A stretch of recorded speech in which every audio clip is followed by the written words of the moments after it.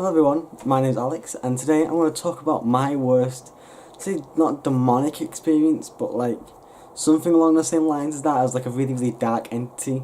Obviously demonic, it might have been a demon, I don't know, but I know it was a rather dark entity and it shouldn't have been there for whatever reason. I think it kind of like latched onto me and followed me home for whatever reason, or did something, but it came as quick as it went. I think I was 17 at the time. It was just before Christmas and got up one morning.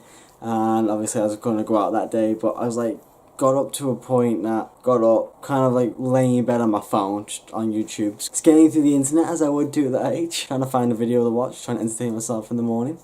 And literally my door just randomly opened, like flung open. I was like, oh, okay, expecting it to be my twin brother, because my twin brother has like ADHD, so he just sort of slams the door open. Usually when he enters the room he's like, hello, with his really loud voice that he usually has, because he can't stay quiet. Next minute, this girl in like hot pants shorts, denim shorts, she had nothing on her feet. She was wearing a grey hoodie. The hoodie wasn't up, but it was quite a baggy hoodie at that. Black, long, stupidly long hair. Like, it was like past the bum part, like, sort of hair. And it was very greasy sort of thing. Like, what you imagine the grunge should have. But except it wasn't in her face, it was all pulled back down her back. Her face was kind of a mixture of, if you've ever watched Watchmen and you know what Rorschach's mask is like, with the black blobs moving across it. It was like that, but instead of the black blobs on the white sort of surface, it was literally like that was just her face. It was like skin coloured face. There was nothing there. It was like kind of like a portal on her face sort of thing. It's the best way I can describe it. Like energy was moving around on her face. It was like there was no face, but there was a face. So like the Slender Man in a way. There's a face, but there's no face. It's kind of hard to describe. She kind of just waltzed into the room, took a couple steps, but it wasn't just walked. It was like stomped into the room.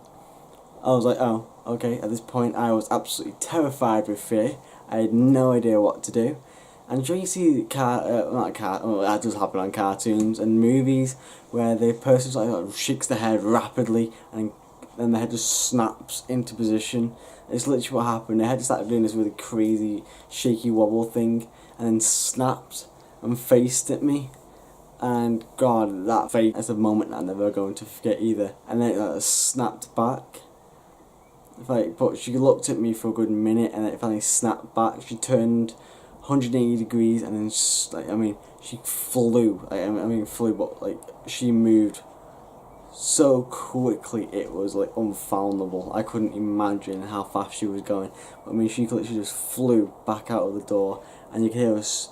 But it wasn't like she flew, it was like she stomped so quickly out of my room and stomped down the hallway, down the landing.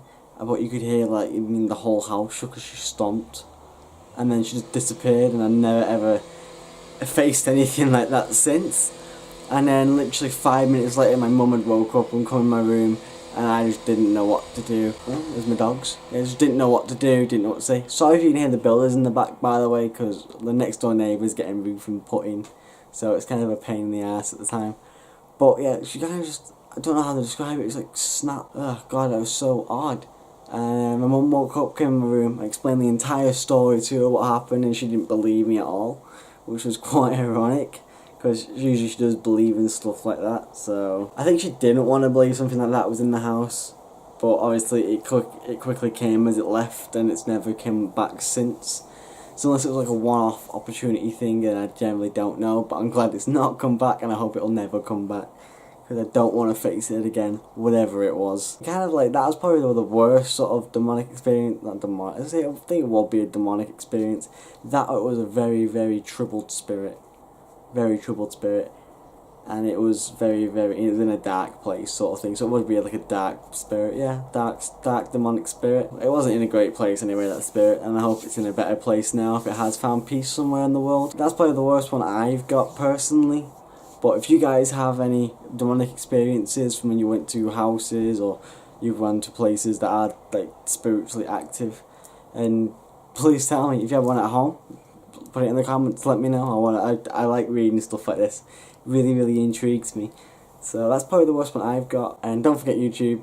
Stay awesome, and there's always love in the heart.